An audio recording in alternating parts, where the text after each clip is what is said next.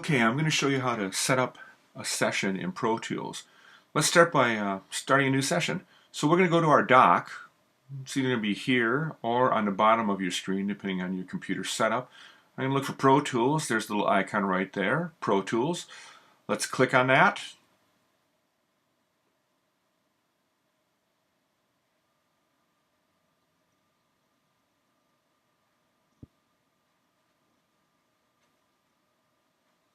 There we go. All right, this is called the Quick Start window.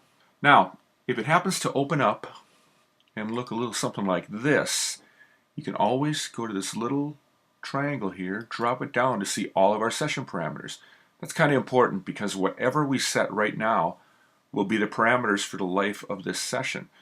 So we're going to create a blank session. I can see it's all ready to go there. Create blank session. Let's go to our parameters. Audio file type, you see there's a drop down menu. We're going to choose wave. Bit depth, let's go for 24-bit. Sample rate, once again another drop down menu. Let's go for 44.1. Okay, I'm going to hit OK. There we go. Now it's going to say, where do you want to save this? The first thing we need to do is name it. So let's see here. I'm going to call this one Session Setup. Okay, I'm going to just save mine on the desktop right now. You would probably be best served by saving it on your hard drive in the appropriate folder. Here we go, save. Here's a quick key for you. Command equals. Command equals lets us toggle between the two windows here. This is called the edit window, and this is called the mix window. All right, let's go to the edit window first here, set up some of our stuff. So that was command equals. Right here is our timeline. I'm going to just open this up so it says all. Now this might look a little messy, so what we need to do is clean it up. All we really need to see right now is up at the top here where it says bars and beats. So if it isn't already selected, you can just click on any one of these here. Let's go up to bars and beats. Let's do that. And now let's get rid of some of the things that we don't really need here. If I hold the Option key down and just click on the names of the other timelines, I can get rid of them here. So I'm going to click and just kind of keep going like that, getting rid of everything I don't need. Look at all the space that's being freed up for us right now. Okay, so bars and beats, that is our timeline ruler. Next thing we want to do is set ourselves for grid mode. Looks like we already are here, but if we're not, let's say it's right there or something, all you need to do is click on the grid mode. Here's a cool quick key. Go to the little tilde, it's the one right underneath escape, and we can walk right through the four little edit modes here. So we're going to leave it on grid mode right now. Next thing we need to do is set our grid values. I'm going to set them right up here. See that little guy there? I can turn it off or turn it on. But what I really need to do right now is make sure the grid value is correct. So right next to it, see that? There's the grid lines, there's the grid value. I'm going to click on that. And looks like this one's set up the way I want it. Bars and beats, 1 bar. Why don't you do the same thing, okay? Okay, now we're going to need to create a click track because in Pro Tools or any kind of DAW program you might use, it is to your advantage to have your players play to a click track. That keeps everything in time and makes it a lot easier to edit later on. All right, in Pro Tools, the best way to create a click track is to just slide up to Track, Create Click Track. There we go. And if we go Command equals, we can go to the other screen, mix window, and there we see a click track all ready to go there. Let's hit play. I can do it by touching the space bar. Here we go. And we have a little click going on there right now.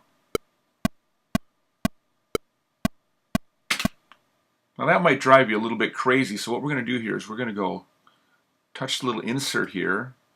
See how that became highlighted? Opened up a window. And we are going to change the click to a different sound. I like marimba 1 because it just seems to cut through everything really well. Let's hear that once. Oh, that's way better.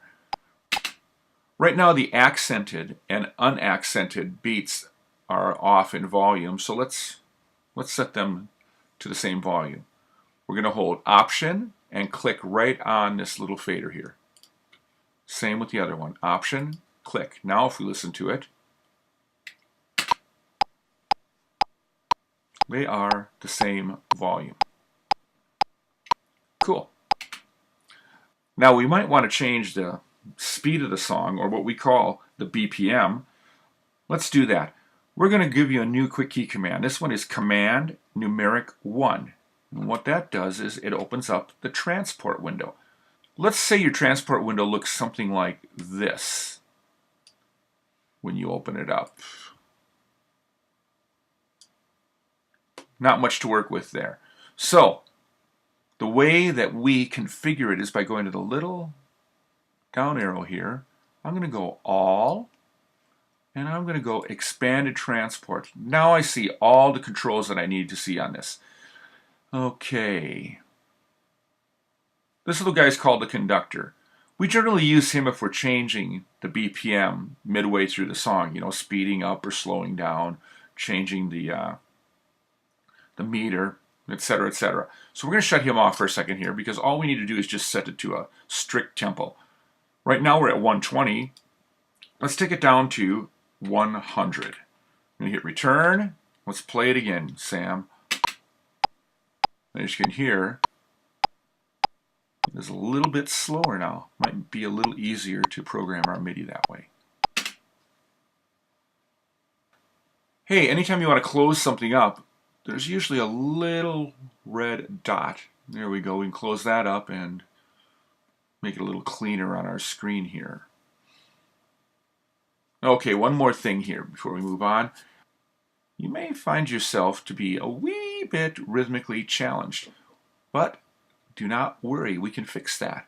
Let's go up here to Event. There we go. I'm going to click on it. Event. We're going to go to Event Operations. And we're going to slide down here to Input Quantize. So that's Event, Event Operations, Input Quantize. When I click on that, a little floating window is going to open up here. And I am going to enable Input Quantize.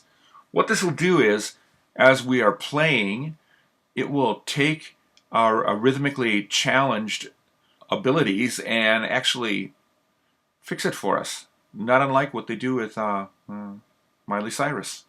Well, you know, if she was playing the drums or programming a little bit of MIDI. There we go. I'm going to close it up.